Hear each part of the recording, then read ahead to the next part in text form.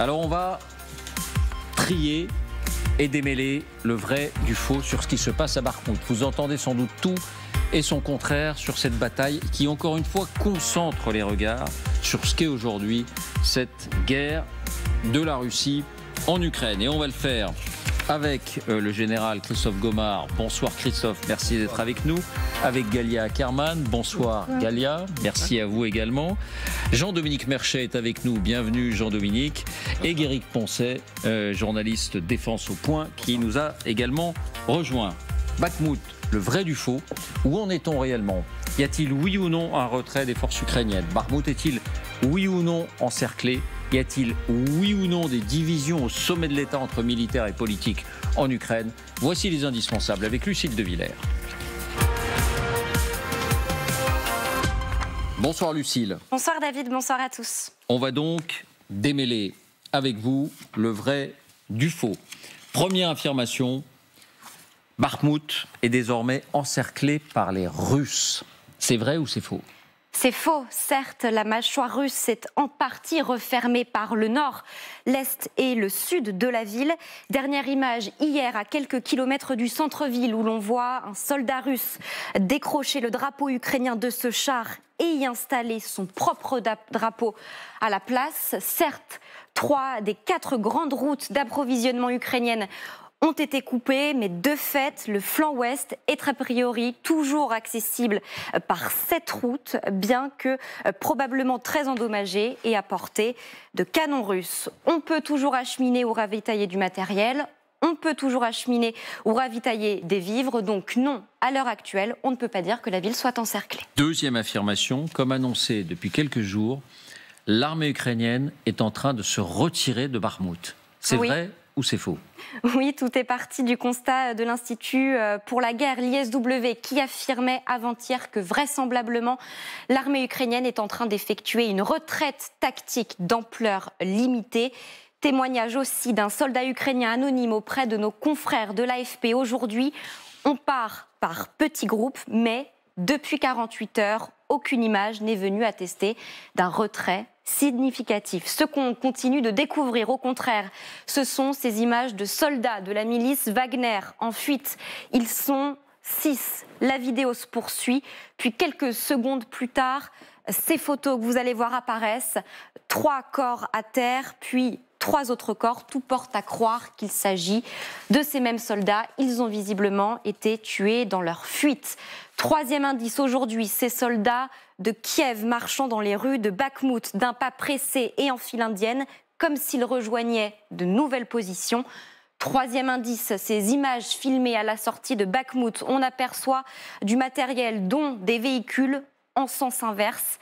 Et puis surtout, Volodymyr Zelensky a annoncé hier l'envoi de renforts. Mais là encore, rien n'atteste de cet envoi. Il est difficile de conclure, mais de toute évidence, il n'y a pas de véritable abandon des soldats ukrainiens de la ville de Bakhmout. Alors justement, troisième affirmation, sur ce sujet-là, il y a des divergences de vision au sommet entre la tête de l'armée et la tête du gouvernement, c'est-à-dire Volodymyr Zelensky.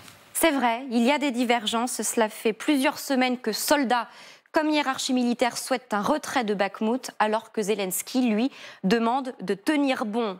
Est-ce vraiment une information de tout temps? Il y a eu des divergences entre la hiérarchie militaire et les politiques. Ça n'a jamais étonné personne. Officiellement, le conseiller de Volodymyr Zelensky, Mikhailo Podolyak, balaie toute rumeur de divergence. Voici ce qu'il déclare. Il existe un consensus au sein de l'armée ukrainienne pour continuer à défendre Bakhmout et à épuiser les forces ennemies. C'est très important ce point, parce que tout le monde fait ses gorges chaudes du sujet. Comment des unions au sommet de l'État, mais même en France, tous les jours, pas vous, Général Gomard, qui allez me contredire, j'imagine, bien sûr qu'il y a des divergences entre les militaires et les politiques. Et c'est bien normal. Il y a divergence aussi dans des tas de corps de métier entre ces corps de métier et les politiques. Donc ça fait partie de la vie. Ça fait partie de la vie d'une cité. Alors, enchaînons. D'ores et déjà, on peut affirmer en tout cas qu'en cas de victoire russe, je vous demanderai votre sentiment, mais c'est l'hypothèse qui reste la plus probable aujourd'hui, qu'en cas de victoire russe, ce serait une victoire à la Pyrrhus, presque une victoire en trompe-l'œil. C'est vrai ou c'est faux? C'est vrai, et de la vie de tous. Depuis 6 mois que dure cette bataille sur laquelle les Russes ont misé tous leurs efforts. Les Ukrainiens ont épuisé les troupes russes. Selon la chaîne américaine CNN, qui a pu s'entretenir avec les services de renseignement de l'OTAN, pour chaque soldat ukrainien tué en défendant Bakhmout, les forces russes en ont perdu au moins 5. En réalité, ce scénario de Bakhmout rappelle fortement celui de Severodonetsk l'été dernier. Souvenez-vous, les Russes avaient jeté tous leurs efforts avant de conquérir la ville, quasiment rasée. Par ailleurs, ils avaient mis 2 mois à s'en relever avant, entre autres, la victoire de Kherson.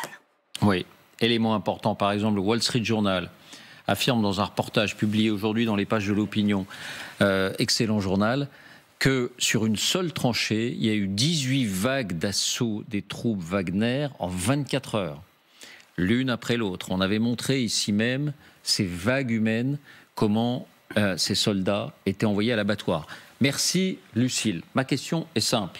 L'Ukraine a-t-elle raison de s'acharner à défendre Bakhmout, qui n'a pas d'intérêt stratégique? L'armée ukrainienne pourrait se replier, elle a des positions autour, pourrait tenter d'enfermer les Russes dans Bakhmout, pour abattre encore des soldats russes. Est-ce qu'elle a raison? Est-ce que le politique a raison contre le militaire? C'est-à-dire, le symbole serait tel qu'on préfère ne pas abandonner Bakhmout, même si on a déjà obtenu ce qu'on voulait, c'est-à-dire l'épuisement de l'armée russe au sein de Bakhmout. Général. Alors, Bakhmout, en fait, depuis le début, pour les deux armées, j'allais dire, c'est l'occasion d'épuiser l'autre, ou de tenter d'épuiser l'autre. Il y en a un qui s'épuise plus que l'autre. Sans doute, mais qui continue à grignoter.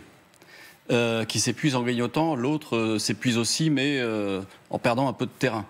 De mon point de vue, les renforts annoncés servent en fait à désengager de manière propre et, j'allais dire, organisée le retrait de Bakhmout. Et c'est ce qu'on voit, les images qui ont été montrées par Lucille à l'instant.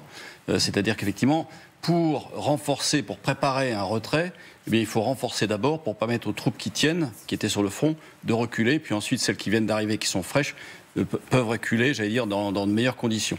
Et ne pas se faire piéger.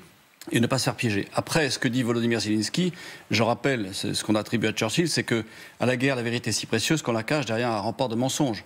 Donc lui, il annonce en disant ce sont des renforts, bien sûr, mais lui, son job, enfin son rôle, c'est de laisser croire à l'adversaire ce qui n'est pas forcément vrai réellement sur le terrain. Après, la divergence qu'on peut voir entre des généraux, ces généraux et lui-même... Pardon, donc on est dans la part d'un tox que recèle toute guerre. Bien sûr, bien sûr. Alors, je pense qu'effectivement, il y a un début de retrait tel qu'il est vu et tel qu'il est annoncé. C'est-à-dire, on voit ces soldats qui reculent, on voit ces véhicules qui sont tournés dans le sens d'un départ. Qu'est-ce qu'il en sera exactement? C'est difficile. On n'est pas sur place. On peut supposer. Ce sont des hypothèses, évidemment. Jean-Dominique, même sentiment?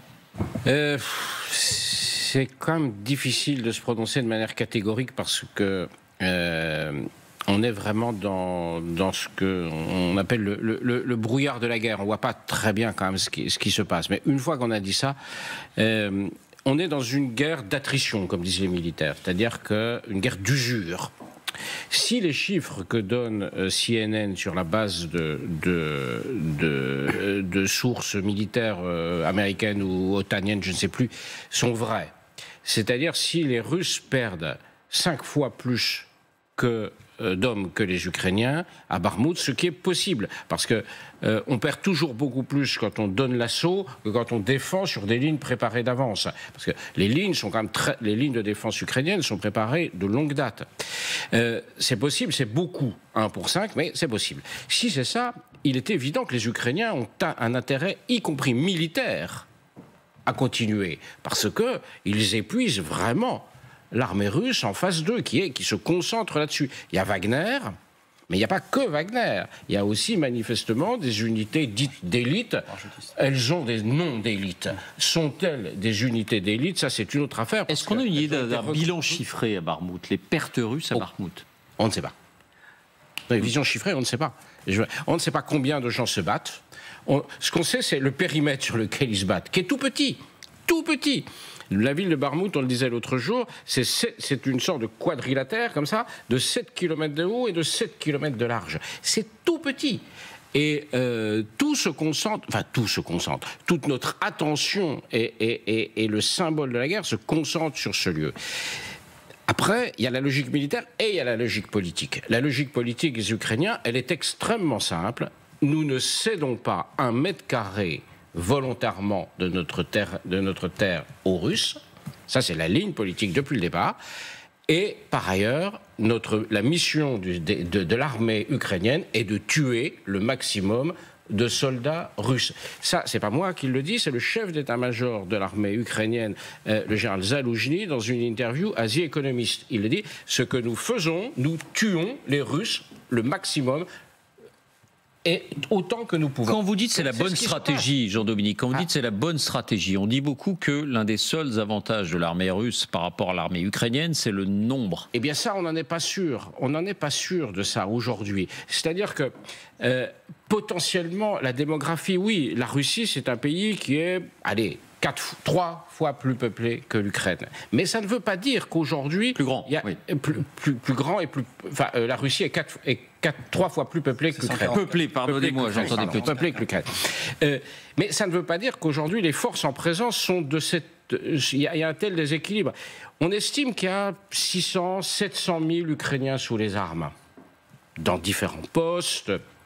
y compris dans la défense aérienne, y compris sur les autres fronts, mais à peu près ça.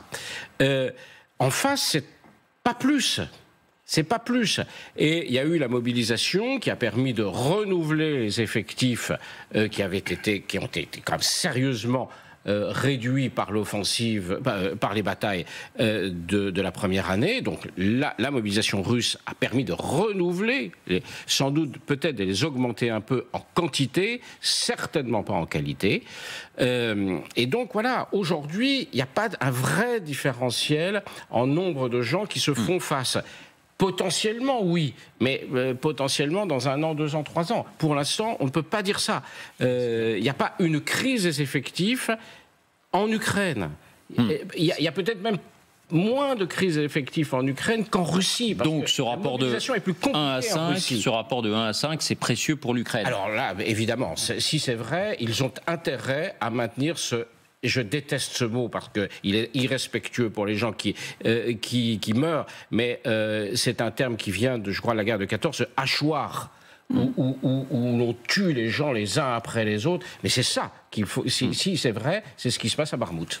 Vous voulez rajouter quelque chose, Christophe ? Oui, 5 contre 1, en fait, quand on attaque en ville, effectivement, on considère qu'il faut attaquer à du 7 ou 8 contre 1. Donc en fait, c'est un rapport de force où effectivement on voit bien que pour attaquer, gagner et avancer en ville, eh bien on perd plus de soldats que ceux qui défendent en effet. Ça n'a rien d'extraordinaire.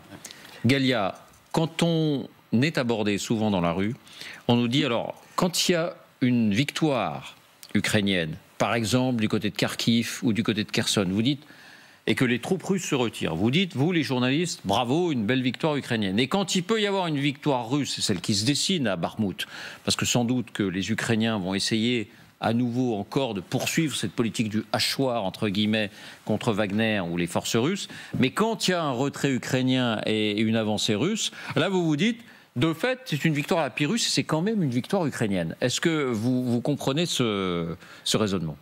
Oui, je comprends parfaitement. Je voulais d'abord peut-être apporter quelques petites précisions. D'une part, on ne peut pas le prouver, mais les Ukrainiens affirment quand même qu'il y a à peu près 10 000 militaires ukrainiens dans Bakhmout, ce qui est énorme, c'est très important. Vous dites aujourd'hui 10 000 militaires 10 000. Ukrainiens. Ensuite, il y a quand même... Donc le retrait est très relatif. Très relatif. Ensuite, il y a quand même des renforts qui arrivent. Il paraît qu'il y a 4 points où les renforts arrivent autour de Bakhmout. Ensuite, je crois qu'il ne faut pas exagérer la différence d'avis entre Zelensky et Zaloujny, parce que Zaloujny approuve complètement la nécessité de rester à Bakhmout. Maintenant, ce qui est vrai, c'est qu'il y a une seule route qui permet encore l'approvisionnement. Mais est-ce que les Russes, avec des effectifs déjà très fortement laminés, peuvent la prendre, peuvent entourer vraiment, étant donné qu'il y a une sorte de contre-offensive ukrainienne qui n'est pas improbable, ça, je ne sais pas. En tout cas... Pardon Galia, vous nous dites quelque chose d'important. Vous nous dites, on n'est pas dans une stratégie de retrait qui s'accompagne de faire le plus de mal possible à l'adversaire en attendant de se retirer. On est peut-être sur une logique où les Ukrainiens souhaitent conserver la ville de Bakhmout, militairement. Je pense que c'est important, j'ai déjà eu l'occasion de dire sur ce plateau que symboliquement c'est important parce que si Bakhmout tombe complètement et que Wagner et compagnie l'occupent complètement, ça va être la première victoire russe, à la russe ou pas, depuis plusieurs mois. Donc c'est important un tout petit peu de galvaniser... Psychologiquement. Voilà. Et je crois, pareil pour les Ukrainiens, la perte de Bakhmout sera mal vécue. Donc, il se peut que Bakhmout ne va pas tomber. Ensuite, encore une considération, il y a déjà plusieurs jours qu'on a dit que les pertes russes à Bakhmout, essentiellement Wagner, parce que c'est essentiellement Wagner, quoi qu'on dise, qui est là, étaient de 9000 tués. 9000. Ce qui veut dire que généralement, Général Gomard me rectifiera s'il le faut, mais normalement on considère que les pertes en blessés sont 3 fois supérieures aux pertes de tués. Ce qui veut dire que probablement quelque chose comme 36 000 militaires Wagner sont hors état de nuire, si j'ose dire. Si on considère que après tous les recrutements dans les prisons, etc., au maximum, le groupe Wagner ou la milice Wagner, comme vous voulez, comptait 50 000 hommes et que au moins 36 000, probablement plus, ne sont plus là, le nombre n'est pas du tout en proportion de 1 à 7, 8, mais en proportion 1 à 2, peut-être, et encore. Oui. Et Prigojine se plaint de nouveau qu'il manque de munitions, parce qu'il y a déjà cette controverse depuis un moment entre Prigojine et l'état-major qui, soi-disant, bloque les livraisons, les difficultés bureaucratiques. Peut-être, en fait, Poutine a un peu peur de Prigojine et qu'il veut l'affaiblir au maximum. Prigojine, depuis un moment déjà, ne peut plus recruter dans les prisons. Il a même lancé une sorte d'appel international diffusé aux États-Unis pour que les volontaires affluent. Je ne sais pas si ça a eu un grand succès. Les prisonniers qui ont de très longues peines, c'est peut-être intéressant, mais aller à la mort quasi certaine... Gary Poncet, dans le prolongement de ce que dit Galia, c'est-à-dire peut-être que la bataille de Bakhmout ont donné Bakhmout perdu, et on se demandait quelle était la meilleure stratégie, rester un peu, rester jusqu'au bout, se retirer. On se demande si le moral n'est pas en train de changer de camp. Écoutez Soloviev. Vous connaissez Soloviev, on l'écoute souvent ici dans son fameux talk show sur Russia One. Vous savez que régulièrement il se déplace sur le front. Il est allé dans cette région de Bakhmout. Et écoutez ce qu'il déclare, mais je découvre quelque chose auquel je ne m'attendais pas du tout. Finalement, ces Ukrainiens, ils sont redoutables. Écoutez. Я думаю, такой войны мы не ждали. Ну, это 100%. Легкой прогулки тут не получится. Не, никакой. И они готовились. Перед страной готовились. Ну, у них работает вся страна на это. Они опорные пункты копают очень быстро, больших размеров. То есть все как положено. Инженерная фортификация. Et toujours dans l'atmosphère de cette bataille de Bakhmout, dans le show d'Olga Skabeyeva, je prononce bien... Skabeyeva. Voilà. Oui. C'est mieux. Vous la connaissez, vous allez reconnaître son visage. Voilà les voix qu'on entend désormais sur le thème, encore une fois. Mais les Ukrainiens sont beaucoup plus forts qu'on ne le pensait. Cette nation qui n'existait pas, cette nation qui était prête à s'écrouler. Écoutez. Время сейчас, мне кажется, что все-таки с поставками с передачей каждой партии западного вооружения вооруженные силы Украины все более и более приобретают новые и наступательные возможности, и новые, и оперативные, и боевые. Поэтому время сейчас вроде как в их пользу. Нам же надо завершать этот конфликт, опять-таки, на мой взгляд, по моим предположениям, но все-таки в максимально короткие сроки. Faudrait faire vite. Le temps ne joue pas forcément en faveur de la Russie, comme on l'a toujours pensé. En raison de la taille, en raison de l'ampleur de l'armée, mais peut-être en faveur de l'Ukraine. Est-ce qu'au fond, cette bataille de Bakhmout, qu'on pensait être anecdotique, oui, les Ukrainiens vont perdre Bakhmout. Et alors, ça ne change rien stratégiquement. Lloyd Austin, le patron de la défense américaine, le ministère de la Défense américaine, l'a encore dit récemment. Finalement, si l'Ukraine la perd, c'est un peu sans importance, c'est ce qu'on nous disait. Mais si la Russie n'arrive pas à la conquérir, comme on semble l'entendre à demi-mot dans ses déclarations, est-ce que là, ça n'est pas quelque chose d'important dans la guerre, Eric?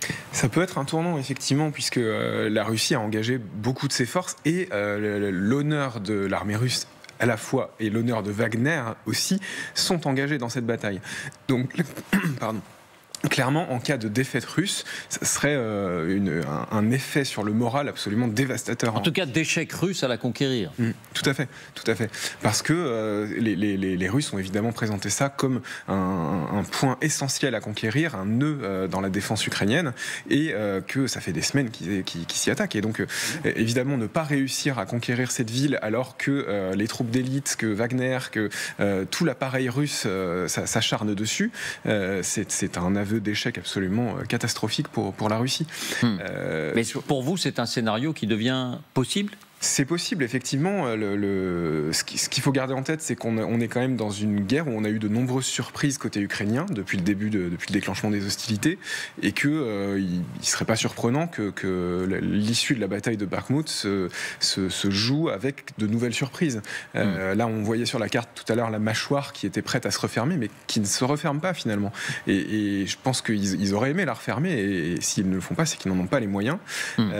Si les Ukrainiens continuent à apporter des choses, on entend Zelensky qui dit qu'il va apporter des renforts, peut-être qu'il ne le fait pas et que c'est juste une opération de déception, comme on dit, de ruse, pour effectivement reculer, mais peut-être aussi qu'il est en train discrètement de préparer un coup d'éclat pour surprendre les Russes une nouvelle fois. Oui, je voudrais dire un mot sur la question que vous posiez, qui est une très bonne question, qui est la question effectivement que les gens Merci Jean-Dominique, vous revenez quand vous voulez. Est-ce que nous n'avons pas une tendance à dire les Ukrainiens sont géniaux et les Russes sont nuls même quand ils gagnent des batailles? Je pense que c'est une question il faut le dire aux téléspectateurs, parce que on entend ça. Mais il faut comparer les choses.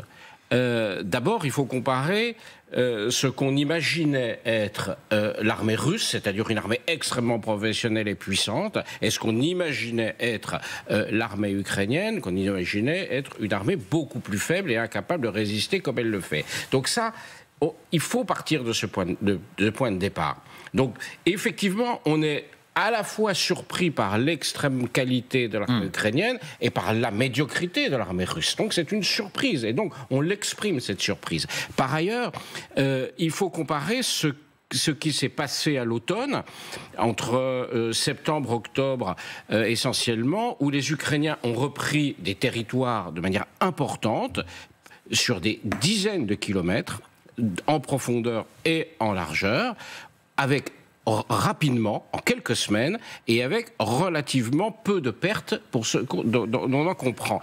Par rapport à ce qui se passe à Bakhmout, la bataille de Bakhmout, qui est encore une fois géographiquement, c'est un endroit microscopique. La bataille dure depuis le 1er août. Et c'est une boucherie pour les Russes. Et c'est une boucherie depuis le 1er août. Et depuis le 1er août, l'armée russe, avec Wagner, avec tout ce qu'on voudra, mais l'armée russe qu'on pensait être la deuxième armée du monde, nous montre qu'elle est incapable de conquérir cette ville. Nous en sommes au 7e mois de la bataille. Il y avait eu, juste un mot, il y avait eu en mai-juin les batailles de Sievierodonetsk, Lysychansk, qui était une même agglomération. Ils avaient déjà mis 2 mois à prendre cette ville, et on avait été surpris par la durée qu'ils mettaient à conquérir cette zone de la taille un peu plus grande que Bakhmout. Mais là, c'est pour ça que, effectivement, on peut dire, oui, mais vous êtes partisans. J'assume d'être partisan de la démocratie libérale et de l'Ukraine face... Mais là, c'est autre chose. Oui. C'est un simple constat militaire. Oui. Et Lucille nous disait tout à l'heure qu'après cette prise de Severodonetsk, qui avait pris des semaines et des semaines... 2 mois à peu près. Voilà. 2 mois. La Russie avait été épuisé. L'appareil militaire russe avait été épuisé et s'en était suivi à la fin de l'été la perte effectivement de la région de Kharkiv, puis la perte de Kherson. Il y avait eu ensuite les effets de la mobilisation partielle et c'est ensuite que la Russie a pu relancer une offensive. C'est celle à laquelle on assiste aujourd'hui. C'est parce qu'ils avaient déjà échoué à prendre Kiev, qu'ils s'étaient repliés sur cette zone en essayant de la conquérir vite, et on a vu toutes les difficultés qu'ils ont eues. Donc c'est vraiment une observation objective. On va avancer, mais simplement d'un mot, Général Gomard, parce que vous sembliez dire oui, l'Ukraine est en train de se retirer de Bakhmout. Au vu des derniers éléments et de ce petit changement d'ambiance qu'on entend à la télévision russe, est-ce que finalement elle n'est pas en train de tenter, l'armée ukrainienne, un coup d'éclat à Bakhmout? Ce qui est intéressant, c'est que Soloviev fait le constat que nous on fait déjà depuis plusieurs mois. C'est de la capacité de l'armée ukrainienne à bien se battre et la vraie efficacité de cette armée ukrainienne. Et il semble le découvrir, là, dans le témoignage que l'on voit. Et de voir effectivement la difficulté qui est celle de l'armée russe, dont il pensait qu'elle était toute puissante. Personnellement, je pense qu'au bout d'un moment, oui, mais la tenaille se referme quand même. Il n'y a plus qu'un seul axe de ravitaillement. C'est-à-dire que jusqu'à présent, il y avait plusieurs axes. Un seul axe, ça devient compliqué, qui est sous le feu de l'artillerie russe. Est-ce qu'il faut tenter le diable pour essayer de réécarter ces branches de la tenaille ou ces mâchoires de la tenaille? Je ne suis pas certain. Pour moi, enfin en tous les cas militairement parlant, ce que je vois ou ce que je perçois, c'est plus effectivement un recul sur des positions préparées à l'avance, à partir desquelles ils ne bougeront plus.